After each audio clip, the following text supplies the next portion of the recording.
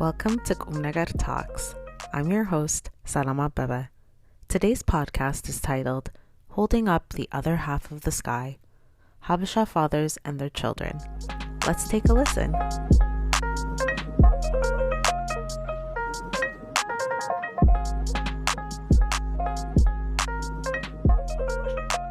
I was gonna start this off by just saying, like, for my family, the Bakalas, me and Baraka were born in Kenya, so we didn't have the Ethiopia experience. But like my dad obviously spent a good amount of time in Ethiopia, and then when we came here, Baraka you were 8, I was 2. So just for reference on that. Maruf was 2. Yeah. She was a baby. Yeah, so I don't remember a single thing about back home. We weren't born here, but I basically. Yeah. No, I guess that's perfectly valid. And really this sort of conversation is from what you can remember being raised where you are, right? What was that experience like? Sorry, Baraka. Yeah, I guess I could speak to the contrast because I do remember some things from when I was 8, when I lived in Kenya. Contextually, at the time, my dad, for the most part, towards the latter part, was doing pretty well. That meant we weren't really struggling. We had a good place to live in. I was very, very well adjusted in that sense where I felt very stable and grounded. And then I would say coming to Canada, obviously, like anything, culture shock is a huge thing. And I would say from a transitory perspective, for at least 4 to 5 years, I never felt like I was settled in the sense that belonging. I always felt like I was in limbo. I was expecting for something to happen. And even now, I'd say to a certain extent, when you talk about identity and what I associate myself with, I would never say there's one thing that I'm I'm Habesha, or I don't even I was about to say, I'm Canadian. And as I was about to say that, I kind of hesitated a little bit. I always use the reference where when I talk about my Canadian upbringing, it's more of a reference point of nationality. It's more for passport reasons, I guess, and not necessarily what I identify with. Even as far as identifying with Habesha, it's the same thing. It's more so if I'm at a wedding or if I'm at church, it's I'm Habesha. If I'm out at work, it's I'm Barakat, and everything that comes with that as far as how I've come to be. So I guess the biggest thing is from that is I guess there's no consistency as far as this is who I am in this specific context. Is kind of adaptive in that sense. And for me, I know that comes from the fact that transitioning from Kenya to Canada, I had to get people to like me, to get to know me better. So that kind of has translated in later parts of my life. It's been great. It's helped me a lot. But yeah, I don't know if anyone else's experience is like that. Yeah, I find it interesting that you would say you kind of were okay for the first few years, because I feel when I'm kind of in a similar situation where I was born in France, but then we moved to Canada when I was so young that I don't even remember France like that. But I was trying so hard to assimilate. The first thing on my mind was how do I blend in? How do I fit in? I don't want to be on the outside or anything like that. So my Amarinya just did not care to keep it. My French, even everything. I was just everybody speaking English. I just want to speak English and that sort of thing. But going back to kind of the question, Mary, that you had posed, I was wondering for Papa and for Manny, what's your name? Sorry. Mane. Okay, Mane. Coming to Canada, was it what was, I guess, the scariest or most daunting thing? Was it the idea of fitting in, or was it survival and providing for family, or what was the thing that was or maybe the things that were kind of on your guys' mind coming to Canada?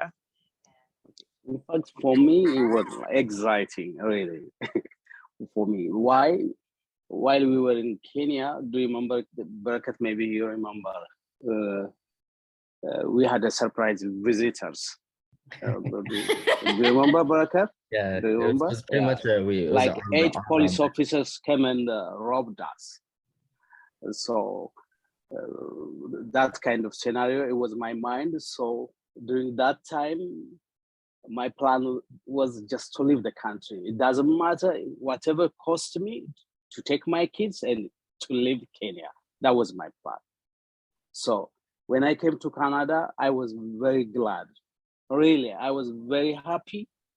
And I was very excited, but the challenge is different. It completely was different, the challenge, because I was working just, maybe I used to make good money while we were in Kenya. Business was okay, everything is okay. So, Barakat, private school, we have a maid, we have houseboy, but I'm having no again, we lost it within a day. We lost everything. So when we came to Canada, I came empty pocket with kids. So all that I have, I lost it. So because of that, it's like running away from that continent. Really, I was very happy when I came to Canada. So, but the challenge was different. I thought I get a job easily because I have a good profession. I'm a builder, but they didn't accept me. I started like working $6 per hour, and the responsibility was high. And the kids, they don't like it, especially Baraka. He didn't like it. So when you see your son, your first boy, when you see really when he's suffering, at the same time he has a trauma because the tips. You better talk about for yourself. Yeah, I could maybe just I could that yeah. So the reference thing my dad's referring to, I remember it was like I was 8 when these guys walked in. They were armed. Yeah, it was an armed robbery essentially. Like I remember seeing like I saw my parents held at gunpoint. I saw models held at gunpoint too. They like cleaned everyone out. Yeah, like jewelry. They stole a car, all my dad's power tools, like everything. There's I think there was 12 or 13 other people there that day as well. And they cleaned them out too. So yeah, I guess that experience, talking to that, like the biggest adjustment period for me was that happened like 4 months right after, and only actually 2 years ago, reflecting on it, I really realized like, oh, how much of an impact that had on me. And it was kind of like this disassociation to some extent, where it was just like after that, everything that happened was just kind of like, I don't want to say gray, but kind of jaded to everything, in the sense that I knew what I had to get going, and everything seemed like a task at hand that just had to be done, with little to no emotion behind it. It's just like do, go. But it was good. Like I remember coming here, and then like the church was great because that helped me get assimilated to some extent. It was actually a really big part because school assimilation was really hard, like the Canadian lifestyle assimilation, but at least I always had a reference point or an anchor where I felt home and where I knew people. So that played a very, very big role too. Yeah, at the same time, there were no one to show you how you survive in Canada, because ሌላ ሀበሻ ከኛ በፊት ብዙ ሀበሻ የለም እና ስራ የምንፈልገው ራሳችንን ኑሮውን እንደገና ገበያ መሄድ ክረምት ነበረ። Remember, we arrived December 11, 2002. So it was a very snowy day. Since that day, at least for 3 years, really, it was not good. The experience was bad. So Chinese ስራ አልነበራትም፣ ወይኔ ስራ አልነበረኝም። እንደገና ማዶ ትንሽ የልጅ ነች፣ ማዶትን ቴከር ማድረግ ያስፈልጋል። ቻይኒ ናይት ታይም ትሰራለች፣ እኔ ስራ አላገኘውም፣ ማዶትን ሉክ አፍተር ማድረግ አለብኝ። ዴይ ኬር የዛን ጊዜ በጣም ኤክስፔንሲቭ ነው። ስለዚህ one person has to sit at home. So it was difficult the first 3 years. After that, and this is a life struggle. as a building as a family, that for me, it's fun. I have no problem, especially staying with my kids and raising my kids, telling them like as a fun, just I am not like do this, do that person. I'll try to communicate them easily. If they swallow it, it's okay. Sometimes I am a serious person, but I have no problem with raising my kids. But the challenge was like surviving in Canada the first 3 years. It was tough. It was tough. I don't know whether I answer your question or not. Well, from a different angle, maybe. I traveled a lot. I had been in Sudan, the Eritrean community, and as well as an Ethiopian with the Ethiopian community. And you are on the social side. I had been more involved in the spiritual side. I had been serving the church for some time, and I'm still involved with the church. So I see as an Ethiopian, when I was in Sudan and in France as well as in Canada, what I see is we are a proud people. Ethiopians, Eritreans are proud people. We are proud of our culture. So yeah, because of that, we are a kind of isolated from the rest of the community. The people were from the society that opened their door for us. The main challenge is adapting to the society we come into, because we think sorry for using this word, but we think we are better in many ways. I'm sorry to say that. So we think we are better in many ways. So because of that, it is very hard for us to accept the society we come into. It was hard for many Ethiopians in Sudan to think Sudanese have a better lifestyle than an Ethiopian farmer. It was hard. I had been in the village in Ethiopia. I'm sure you are going to use this for research, but I'm sorry if I'm wrong. I'm willing to be corrected. But I had been into the remotest village in Ethiopia. I have seen the lifestyle there. I have seen in some areas in Sudan, in the village. I had been in some of the villages in Sudan, and I have seen the lifestyle.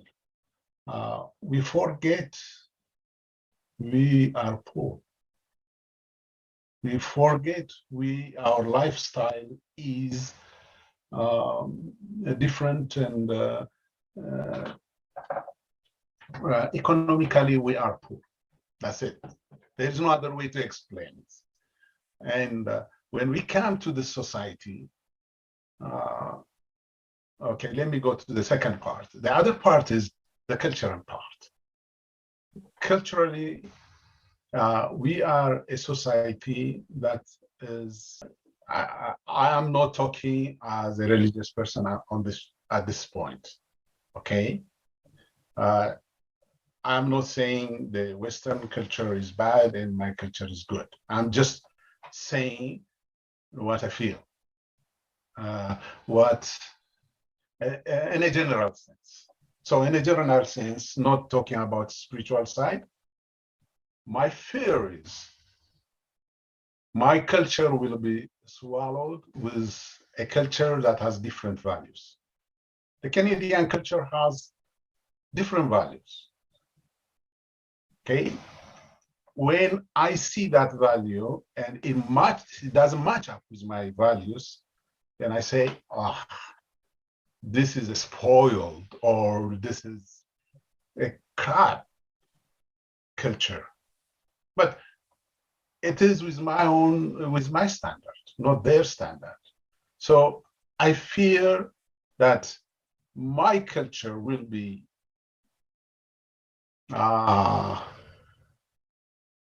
poisoned, diluted, maybe. Diluted, bastardized. Yeah, my support here is giving me the word, but I couldn't say it, bastardized my culture. So I'm afraid, and I try to isolate myself from the rest of the Canadian culture. That has great impact, because if I don't accept their culture, it will be very hard for me to find jobs, because the culture, their workspace is based on their culture. I have a problem relating with other people and accepting others.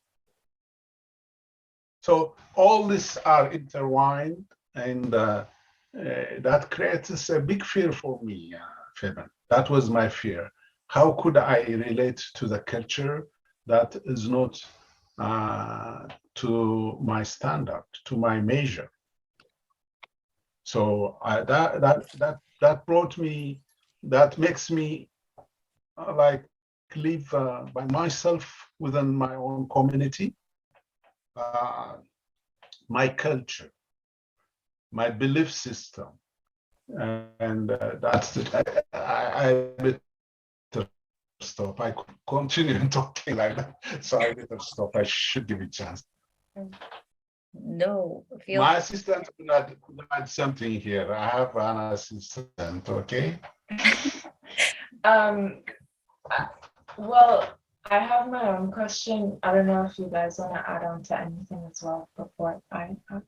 I think Barakat was going to say something at some point. Rejected. I was just gonna agree with everything you were talking about, as far as like I've lived in Germany, I've lived in the Netherlands, and I've been around. And one thing that I've noticed consistently, as far as like Habesha communities, I make it a point to like try to see what it's like. Is same thing, very isolated everywhere that you go from everyone else for the most part. Yeah, which has its implications. It's kind of like there's an element of groupthink there. There's an element there of like perspective of the world being very, very narrow as far as how things actually operate versus what it's perceived to be like. Everything from career, for example, like one thing that I use, for example, is government jobs. Like as an Habesha, you're told like, go get your government job, or go become a doctor. And some of them offer a lot of job security, but some government jobs don't even really pay that much or pay that well or offer like the job security that you want. So that's one example that I usually think of. So yeah. I was gonna say too, like, it's like from my perspective, I've noticed it a lot, just seeing it with the older generation. There's like a deep-seated fear that like their child isn't gonna turn out like the cookie cutter, like Habesha that they want them to be. And like that just comes with like growing up in Canada, right? Like you have to fear like, okay, when your kid grows up, are they going to be out drinking? Are they going to be out smoking? Are they going to be like, you have to think about sexuality, gender, like all of these things just like play a part that wasn't a thing back home, because Ethiopia is such like an Orthodox Muslim country that like it's rooted in everything. Morality equates to your religious values out there. You know what I mean? So coming here and being like, okay, everyone's so open and like la-di-da, you're terrified for like what your child could turn out to be and them not fitting the mold that you've envisioned your whole life for them, you know? Madot, I just wanted to ask a question. What does the cookie cutter Habesha child present as? Oh goodness. Okay.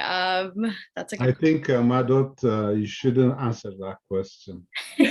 You are not a parent. I'm the one who should. Yeah, you guys tell us. What is this Habesha? Like, what did you guys see for us when we were growing up? What did you expect? What did you guys want?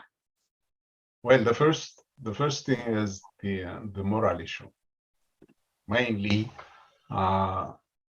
we see the moral issue from a Christian perspective, from a perspective. We want that person to be the person, my child, to be a good Christian, a good Bente. That's my expectation. Okay, that could be my my wish. It is basically for every single one of Ethiopian or Ethio-Eritrean family. That's our wish. Especially if you're Pente, that's a good Pente child. We look for it. And also, we always say, we never have the chance you have here in Canada. We never have that chance. So use your chance, get a good education or a good job, or you must study hard. That's the first thing in life. That's what we focus on. So we expect our kids to have a good education. That's not bad by itself, but enforcing it in the way I envision makes it bad. So I want my daughter, that one is the firstborn, Mary. So I want her to have the best education. I want her to have a good,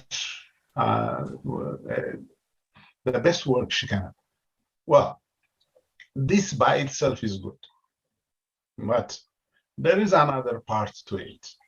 Whether we speak it out or no, we also compare our kids with each other. We may not say it, by the way. We may not say it. But you definitely say it. Yeah. Who are you kidding? No, we don't. We may not say, "Oh, look, somebody's kid," and how good they are doing. Are we in different realities? For sure, you've said those exact same words. No, we didn't mention anybody's name. It's okay. You're a bit older, so I understand that you might not remember. Thank you. I accept your apologies. Okay. So whether we like it, we like it or not, inside of us there is that image of our child being the best, and to some extent being the best of all Canadians, Africans, name it, Chinese. We want our kid to be the top of the class. It's good, but the way we enforce it may be a little bit bad. What about Monday? Oh, sorry, I thought you were. The first is the moral issue, then the educational issue. Well, okay, let me stop here because there's another part. What do we do when they don't fit our mold? That's a bigger issue. So I stop here. I guess we can pass it on to Manaye. For me, I think it's better Barakat or Madot say that, because I have done my projects towards them. I think I'm successful. Why I'm saying this? I don't want to impose anything on my kids. Yeah. I could speak to it. So all experience that I'm doing, I used to do, they're doing it now. But Hanu, what you said, I used to smoke, I used to drink, I used to everything. I told them which is bad and which is good. So it's up to them to follow. For me, I didn't impose anything on my kids. Let them speak. I think it's better for me to. I think I could speak to there wasn't imposing for sure, but as far as expectations go, I think Burhanu, what you said earlier, like being religious, maintaining a good moral authority, having a relationship with God, going to school, being kind, participating in the community. Those were all things that not only my dad but my mom wanted. But it wasn't one of those things where they wanted for us and they weren't doing it. Like my dad was church diaconate, my mom was very involved in the church choir, and so it showed in their actions, which was nice, and at least we could see what the fruits of that were, like good sense of community, good relationships with other people. And like my dad said, there was never imposing like, hey, if you don't do this, this is going to happen.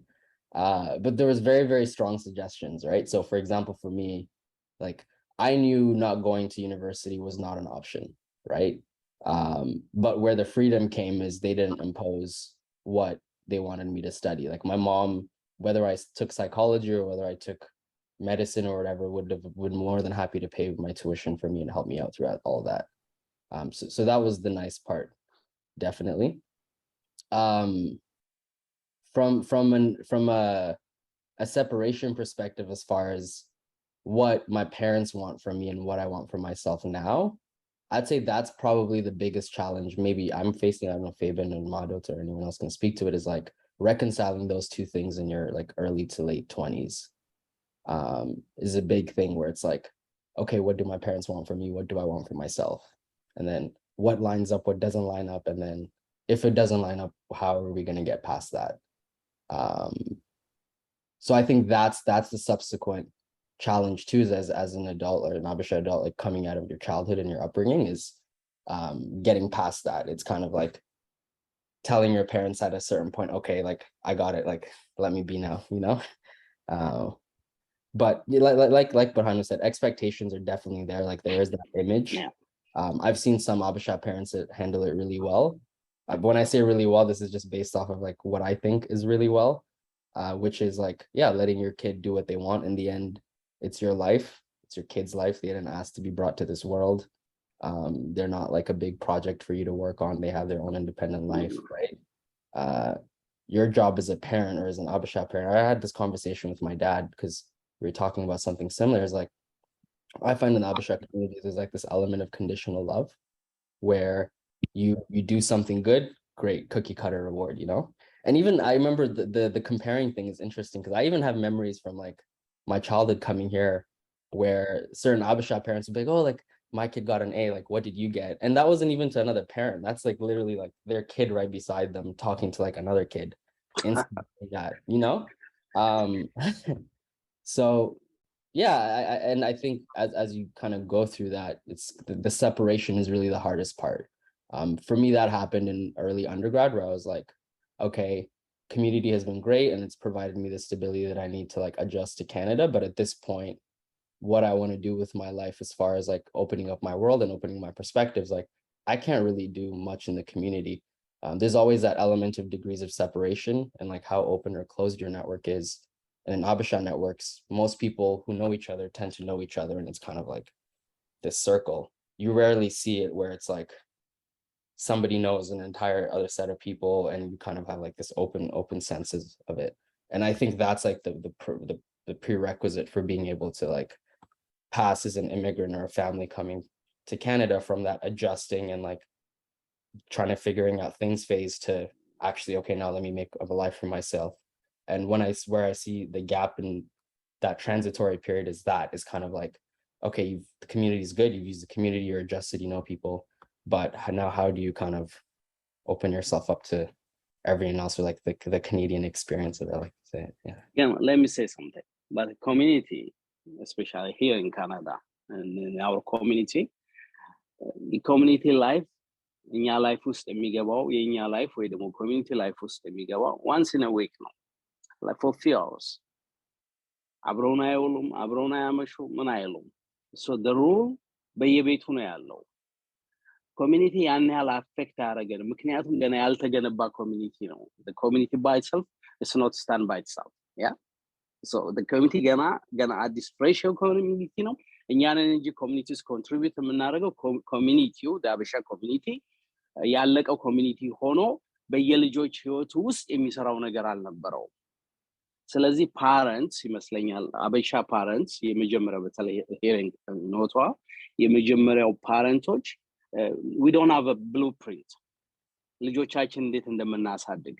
እኛ ለራሳችን ለካናዳ አዲስ ነን፣ ትተነው የመጣነው ካልቸር አልወደድነውም። እንደገና ደግሞ ትተነው በመጣንበት ካልቸር ውስጥ ለኔ ብናገር I was not deep rooted in that culture. የለም በቤተሰቦቼ like እኔ ካልቸሩ እንደማይወድ ልጅ አድርገው ነው የሚያስቡት፣ ወይ ኮሚኒቲ እንደዛ ነው የሚያስበው። ስለዚህ ኬንያ መጣን። ኬንያ ላይ I try to find life in ራሱ meaning እንኳን ለልጆች አይደለም ለኔ ለራሱ የላይፍ meaning ገና አልገባኝም ነበር ስለዚህ during that time ነው ልጆች የወለድኩት ስለዚህ እኔ ልጆቼን ያሳደግኩት በምንም አይነት blueprint አይደለም በኢትዮጵያ according to Ethiopian culture አላሳደኩም ምክንያቱም they know that እኛ sometimes holiday አናከብርም ዶሮ ወጥ ቤታችን ሰው ሲበላ አንበላም አበሻ ልብስ ልበሱ በየ ልጆቼን ነገር ያላቀም ሚስቴ ቡና አፍልታ ጀበና አድርጋ ምናምን አርጋ ቡና አፍልታ ጠጥተን አናቀም እኛ የምንኖረው በራሱ በቤቱ ላይፍ ነው የቤታችን ነው according to our budget እና ቀኑን ነው የምንኖረው እንጂ blueprint አልነበር እኔ ልጆቼን አላሳደኩም በዛ ግን ትንሽ complicated ሲሆን ላይፍ ባይብልን አደርጋለሁ የለም based on the bible ትንሽ ጋይድ ያረጋኛል ብዬላለሁ ባይብሉንም ለኔ ነው ምክንያቱም ልጆቼ ስለ ባይብል የሚያውቁ የሉም ስለዚህ እንደ ክርስቲያን ላሳድጋቸው አልችልም why because they are not Christian ለኔ ክርስትና ማለት ልጆቼ ክርስቲያን ናቸው ምለው ከኔ ኢንፍሉዌንስ ውጭ በራሳቸው ኤክስፒሪየንስ ያረጉ ነው እኔ ምለው ለራሳቸው ምርጫ ስለዚህ ባይብልን እንደዚህ አድርጉ ብላቸው ልጆቼን በኔ ጭንቅላት በኔ አስተሳሰብ ልጆቼን እያበላሸውኝ ነው የማይፈልጉትን ነገር እያረኩ ስለዚህ በመንደነው መመራቸው መልካም መሆን just being good ሰዎች ከሰው ጋር ማኖር ይችላል እኔ ጥሩ ኮንኩኝ ልጆቼ ጥሩ ሆነላቸዋለሁ እኔ ለልጆቼ ጥሩ ኮንኩኝ ልጆቼ ለአካባቢ ለትምህርት ቤት ሄደው ጥሩ ይሆናሉ ምክንያቱም ካናዲያንን ካልቸር በደንበኛ አላቀውም እኔ የሀገሬ ካልቸር አብዛኛው የኢትዮጵያ ካልቸር አይዋጠልኝም ለኔ still now ማልወደው ነገር አለ ዩሊንታ ምናምን ገሌ እንደዚህ ነው ያቃሉ ልጆች ለኔ አይሄድም ፈጽሞ በኔ ላይፍ ውስጥ አይሄድም አሶሺየት ማድረግ ሰርግ ቤት መሄድ ለቅሶ ቤት መሄድ እንደዚህ ገሌ የግድ ማድረግ አለበት በኔ ላይፍ ውስጥ አይሆንም ስለዚህ ያንን ካልቸር ይዤ ልጆቼ ውስጥ አልከተትኩም የከተትኩት በተቻለ መጠን being good ጥሩ ሰው መሆን ማፍቀር ጥሩ ሆኑ ተማሩ አጥኑ እንዲያውም አንዳንድ ጊዜ በረከትን እንዲያውም I think ትንሽ አባትነት ኤክስፒሪየንስ just week ስለነበረ እንዲያውም በረከትን አንዳንድ ጊዜ ነው ያረጋው ነበር for example በረከት maybe just you remember የአንተ የበርዝዴዎች ቀን ዲክሽነሪ ምናምን ነበር የምሰጠው የለም do you remember like big dictionary አጥና ምናምን በየሰጠው ነበር እና ቢቢሲ ከኔ ጋር ቁጭ ብሎ ዜና እንዲያረጋው ነበር እንጂ really የቸርች ኤክስፒሪየንስ ማረጋው ቸርች prayer ምናምን ጾም ጸሎት እንደዚህ ልጆች ላይ never ያን ነገር እንዲያደርጉ አልገፋፋም የሚያደርጉ ህፃናቶች ሳይራሱ without understanding ያናደደኝ ስለነበረ I was against that experience church ለኔ እኔ ያመንኩበትን ነገር ልጆች አንደርስታንድ ሲያደርጉ ፎርስ ማድረግ አልፈልግም ነበር as a military ማለት ነው so ሰላም ጥያቄያችሁ መልሼ እንደሆነ አላቀም አሁን መጠየቅ ትችያለሽ ሞተሬ እየሞቀ ነው አሁን እና ንገሪኝ any question ካለሽ and I'll probably say that was my experience too like that I like growing up with my dad was like my dad was church diaconate very involved in the church everyone around me their kids like they would what did you do this week I read the Bible all week you know from my dad it was always like okay here you go read this and you tell me to read it but I wouldn't read it and I'd just sit down and I'd do something else and he would never scold me for that there was always that opening and what that led to I find is a little bit of curiosity because I'm seeing my dad and my parents do these things all around me all the time and there were definitely times where I was more entrenched in religion and that just came out of the perspective of like seeing how my parents acted and then that allowed us to have really good conversation like the fact that there was always suggestion always say that like you should operate like this but if you chose to deviate away from it it was fine for the most part which I liked and that allowed me even how I set expectations with other people in my life for example like I'm more open to religion other people's religions and being able to kind of put things together and being able to operate in a room where people have different belief systems and not scold them or not misalign with them just because I don't believe in what they're saying and I think that just comes from my experience with my dad for sure openness was definitely a thing that helped and I think from an adjustment perspective that made things a lot easier because I knew coming from Kenya to Canada and growing up here even if people at school I didn't get along with even if there was people at church I didn't get along with I always knew my dad wouldn't impose anything on me he'd tell me to do it and make a strong suggestion. But there was always, no, I don't want to do it. Yeah. I will throw this in there. They're also talking from a male perspective. I was the only daughter in this household, so it's completely different. Go ahead. Okay, yes. They're not wrong. Like my dad was let me not say both. My mom is a very, very religious woman. Very, very religion. It's always involved in whatever is being talked about. With my dad though, like he was very, very lenient on it. Wasn't forcing it down our throats. If we said we didn't want to go to church, we're not going to church. Like it was never a thing. My mom, bright and early, like our church started at 3. So like she's getting ready at noon. We're in the building by 1. Like that was our life. But like being the only girl, I do feel like there's that cookie cutter mold was still very much expected of me throughout my life. So like with school, like I was a little problem child. So like if I was getting in trouble, if something was like it was like come home, you're locked in the house, you're not going out, you're not doing this. Like I would get grounded for like 6 months because like I didn't do homework for like one night. Like I didn't have a cell phone. I got a cell phone in grade 9 and it was taken away from me within a month. And I didn't have one until grade 12 after that. Like there were these things, like not to be dad, sorry. Like there were these things. I had a great childhood, but like it was still very, very, very present, you know? And probably to give context for you, I'm thinking if anyone were to hear this, it's probably at a point where a lot of other kids have cell phones already. Not that you're like, yeah.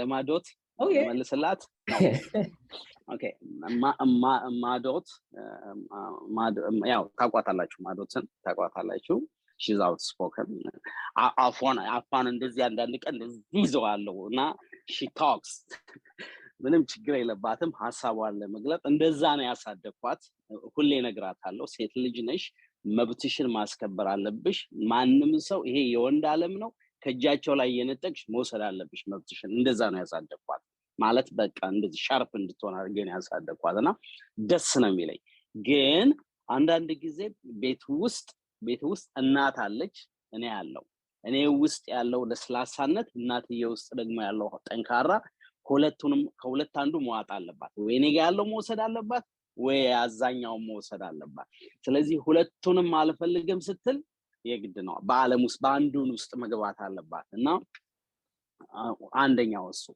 ሁለተኛ ማዶት ልጅ ሆነ አሁን ይሄንን ሜቢ በደንብ ከሰማችሁ ሊረዳችሁ ይችላል ይሄ ማውራው የልጆች ነው በረከት ሁሉ ጊዜ ሴኩርድ መሆን ይፈልጋል በፍጹም አይ ልጅ ሆኖ እግሬና እግሬ መካከል ነው ገብቶ የሚቆመው እግሬ በሁለቱ እግሬዎቼ መካከል ነው የሚቆመው እና ራሱን በጣም ሴኩር መሆኑን ያያል ራሱን በጣም ይጠብቃል ማዶት ደግሞ ራሷን ሳትጠብቅ ልጆች ትሰበስባለች እዛ ጋር ያቃጥላል እዚህ ጋር ምናምን ካውያ ያቃጥላታል ትቧጨራለች የሆነ ነገር ይመታታል ጠባሳላት እና በጣም አዝናለሁ ራስሽን በመጀመሪያ መጠበቃለሽ ልጆች ጋር ለመሄድ ህፃናት ካንቺ 1 አመት የሚበልጡትን ልጆች የሚያንሱትን ልጆች መጠበቅ የለብሽም ትንሽ ነሽ አንቺ ራስሽ ስለዚህ አንቺ መጠበቅ ሲገባሽ ሰውን ስትጠብቂው እዚህ ጋር ተቃጠልሽ እዚህ ጋር ቆሰልሽላታል ስለዚህ ማዶት ራሷን አታይም ለሌሎች ነው ሌሎችን ለመርዳት ምናምን ትሄዳለች ያ ዳትስ የማዶት ካራክተር ማለት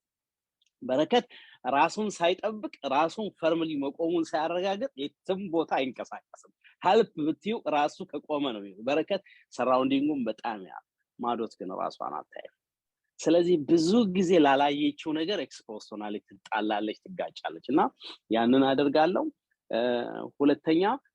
ሁለተኛ ያው እንደምታቋት ትናገራለች አንዳንድ ጊዜ ለምሳሌ አንድ ጥያቄ ልጠይቅ አንድ መልስ ልመልስላችሁ ቆንጆ ነገር ማዶት እንዴት እንደምታወራ ጭንቅላቷን ላሳያችሁ ማዶት ይሄንን ካናደርኩሽ ይቅርታ አድርጊልኝ ግን መናገር ስላለብኝ ነው came to my mind አሁን ለምሳሌ ማዶት ሩማ ሜስ ከሆነ ላይ ሁላችንም ሜስ ይሆናል እና እንደዚህ ነው ምናምን ስላት ይሄ የጭንቅላቴ ሪፍሌክሽን ነው ትለኛለች እዚህ ጋር የምታየው ነገር ምንም ነው ጭንቅላቴ ውስጥ ብታይ ከዛ የባሰ ማለት ነገር አለ ትላለች እንዲህ ነው ማዶት የምታወራው እና ቀላል አይደለችም ወደ መስመር ቶሎ የምትገባ ልጅ አይደለችም እና ማዶት ጠንካራ ልጅ ነች ማለት ነው ጨርሻለሁ እናቴ ካሳዘንኩሽ I'm sorry I have a question No, Okay. before that, Yes, Abby was wanting to say something. yeah, before Okay. I gave it to Abby, Yeah. I take Manaye a little bit as an outlier on this. Because the average Ethiopian Christian community member or an average Pente, I better say most of the Pentes, they don't do that. He is an outlier on this because we as a Christian, as a Pente, we want to raise our kids on biblical principles. And to do that, we take our kids every Sunday to church. Before. Every Sunday, every church activity. There are some, this is not to say that everything I did as a father is correct. It's not to say that as a church leader or a Christian leader, minister, whatever I did is correct. But I want to say the things we're trying to do is to build a Christian character within them, to build a moral standard, a biblical standard we see fit back home, and try to build it here in them, in our children who are living in a different kind of culture, in a different culture. If it was whatever I did, if it was in Ethiopia, it is well accepted, and all my kids would have accepted it with no question. But that's what I was saying. There is a difference. There is a difference between the cultures. So we were in our own culture, in our own circle, in our own isolated group, and that's what we were trying to do. Our community, as a culture, as a cultural community, we have some standard. We want to build that standard. I tried to build it in my kids, and there was a conflict, and that conflict showed up later in life. May not be when they're 10, may not be when they're 6, 7, 8, but when they turn teenager, that conflict grew to a level that I can't control. What are some of those conflicts that showed up? Don't start. Wait. I just had a quick question. Going back to the conversation between Madot and her dad about, so the way that it seems like it was explained is like you treated Madot and Barakat differently based on their personalities. Do you think it had nothing to do with their genders? Like you feel like you would have treated them? No, never. Maybe it's one understanding. I don't know how she took it. I don't know. Okay, Baraka, go ahead, and then let me say something about it. Generically, when you look at like how a guy is raised and how a girl is raised, I would say my sister had it a lot easier than me on many things. So for example, for me, like I needed to be in bed by the time I was 8. This is when I was 16. Like 8 o'clock, you're 16, you're in bed. That's it, right? 16 years old, my sister would be going out. The difference between both of us was I was very, very, I fell in line, right? My parents said this, I did this. With her, it was the same expectations were set, but she just didn't care. She just did it. That's the oldest child syndrome. Yeah. Okay. Barakat ላይ, as I said, I have no any experience. ምንም የለኝም። ሙከራ ነው የማደርገው፣ ኤክስፐሪመንት ነው የማደርገው።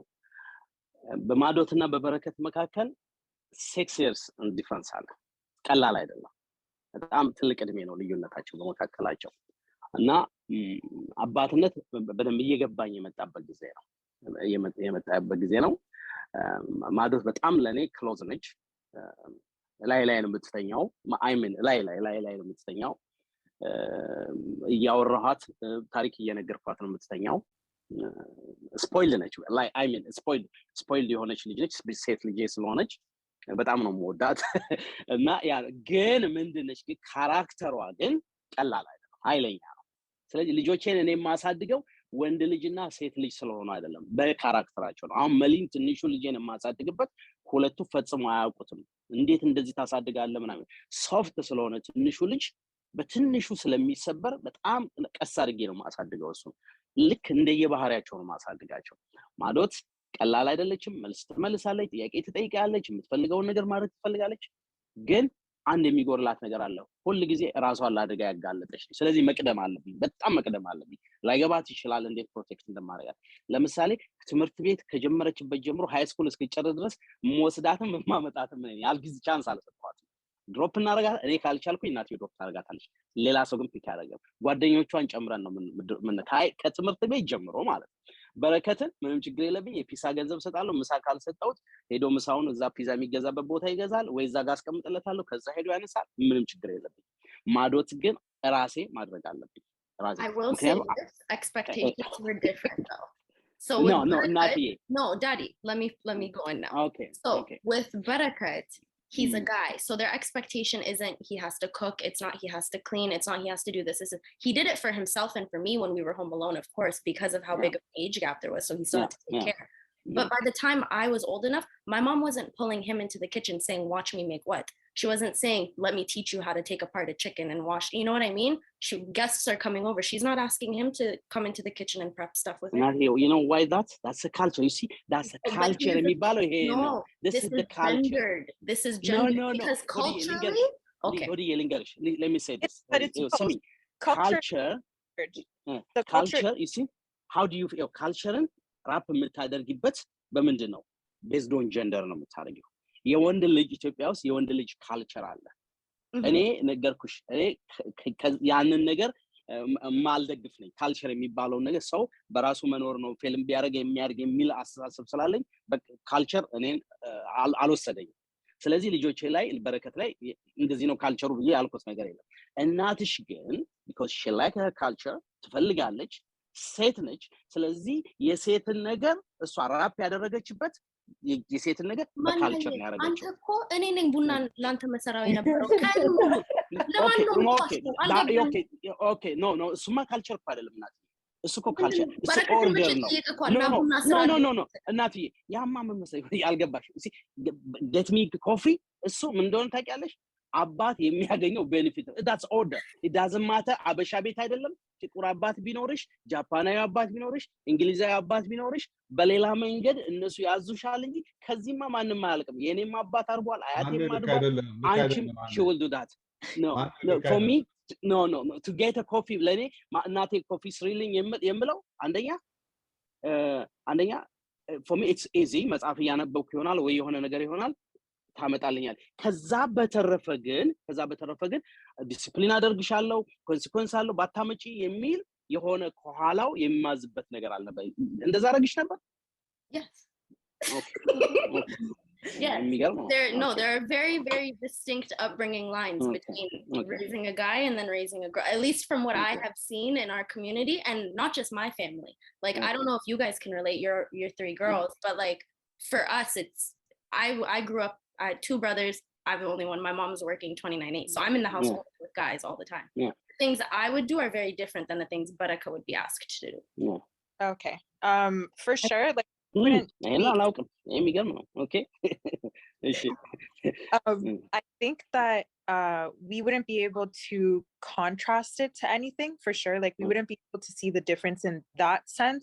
But there's definitely like comments and stuff that were made that it's like what are we really doing here like what is this like I remember Papa I don't know if you remember this it's like just almost like a comment made in passing it probably isn't even something that you thought about but for me it sticks with try not to embarrass me okay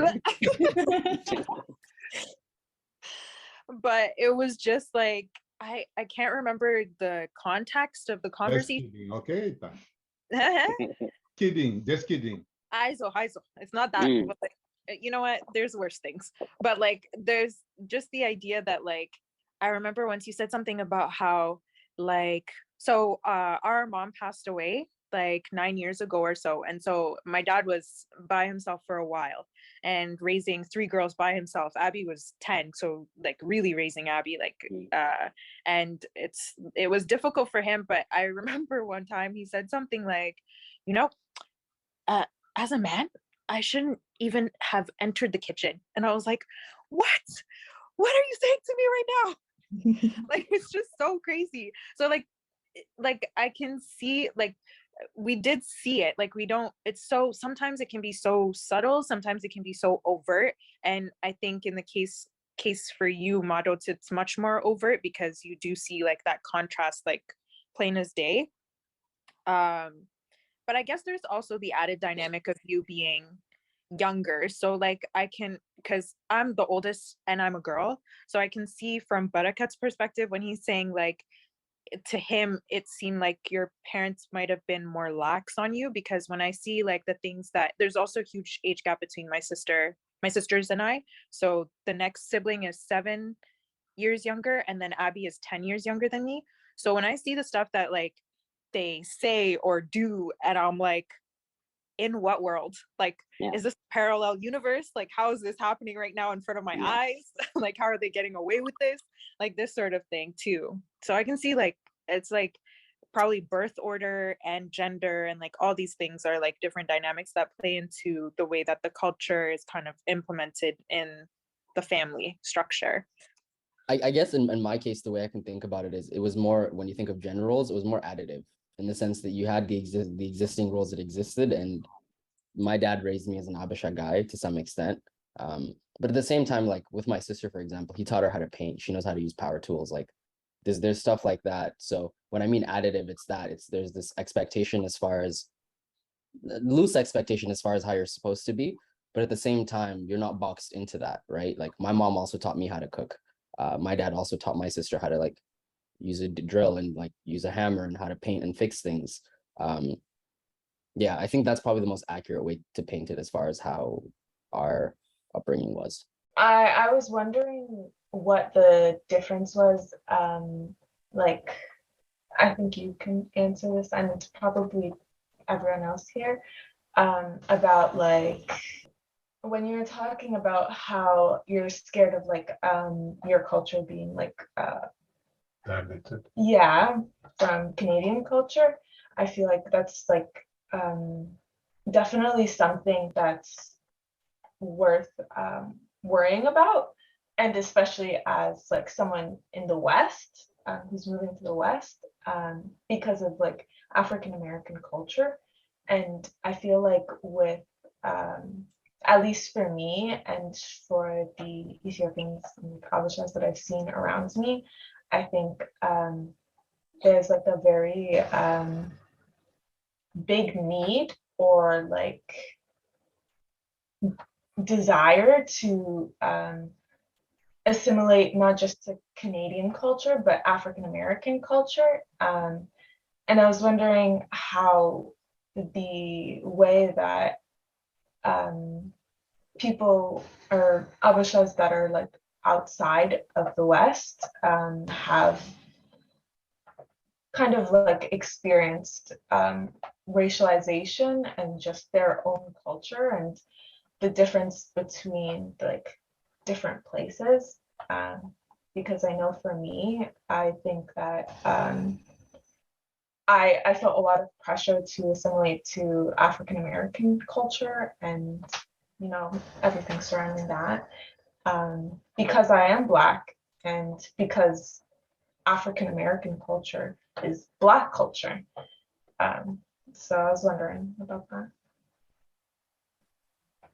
Maybe Well, Hanu can start. yeah. Well, you know, as an Ethiopian, I cannot say it is easy for us to understand African American culture. It's really different from even an African perspective. Yeah. It's completely different. So American culture. It's not that they were Americanized, but rather than that African American culture was built off of like the what base is happened African. there. The base is African and slavery. Yeah, and I think that's To be very open. So it's based on slavery. From slavery, they have this African root, and it is westernized.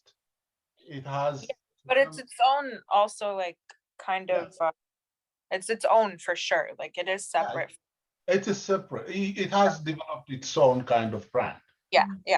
So but I like in terms of the pressure to kind of assimilate to that kind of a culture, I don't imagine that many people from like Papa's generation would have felt that pressure, just because that's not something they would want to assimilate to. You know what I mean? So I feel like that pressure would probably be more felt in like our generation, like the kids of the immigrants, or like well, we are immigrants ourselves too, but like us and probably younger. So for myself, I don't think I really felt that much pressure. But I wonder, like, I think it's because also like I was raised in a pretty like diverse area. Like in Brampton, when we lived in Brampton, there was like a really high like Caribbean and Indian population, but also it's just like a lot of people from different cultures, like a lot of the environments I was in. So I never felt like I had to necessarily assimilate to African American culture. I know that David is my husband. He definitely felt that pressure because the community that he grew up in was predominantly white, and like that was it for his whole life. So like there's definitely that pressure, and like not even, I don't even know if it was, well, it was probably pressure, but also like almost like an assumption. It's like you're black, therefore you are all of these things, and it's like, well, actually black is not just black, like it's not a monolith, there's more to it, and that sort of thing. But when you're growing up in a space like that, I don't imagine there would be much room for explanation or like conversation around that. So it's like a pressure and an assumption, and I know that he felt that for sure. Yeah, for me, when I talk to my peers, obviously non-black, obviously like non-black, non-Habesha peers, when they look at me, they're not looking at an Habesha person, they're looking at a black person. So the implicit biases that come with the internal biases that I have towards African culture weren't biases that were like pushed onto me by like my peers. I think it was something that I felt through like the media and how they portrayed Africa and African countries. But I feel like with my identity as a Black person, I feel like it was something that I had like felt from people who weren't like Black, people who weren't African, people who didn't understand any of that.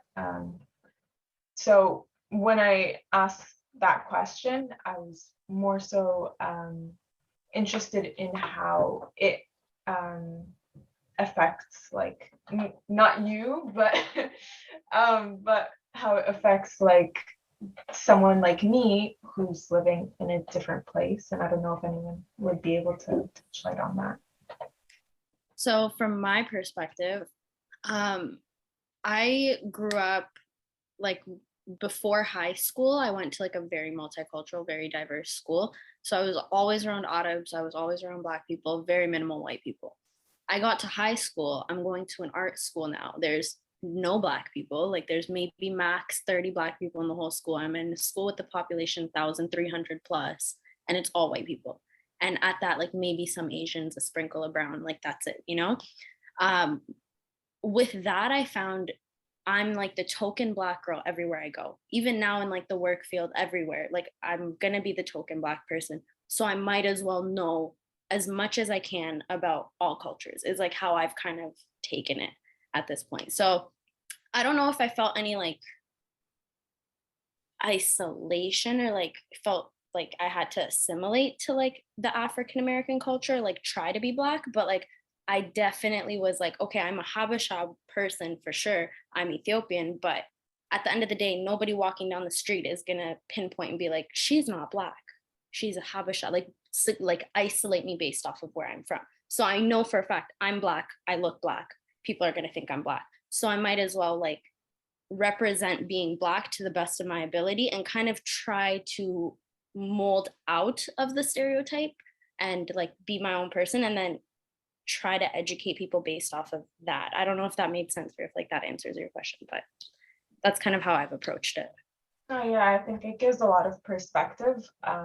I think for me, I was like raised in, there were a lot of Asians, but there were not a lot of Black people, like a lot of East Asians, a lot of South Asians, a lot of Arabs, all of that, but there were not a lot of Black people. And so I think that probably shaped how I perceived myself and how, I mean, obviously how others perceived me, but yeah. How weird was it too, like, because your dad said you guys grew up like in the church, how weird was it going from like that white environment and then on Sundays you're wrapped up in like this whole Habesha shebang? Okay, can I say something? Yeah. See, in Ethiopia, you guys, I think you were born outside, maybe in Canada, but if you go back to Ethiopia, we are not like a brown people.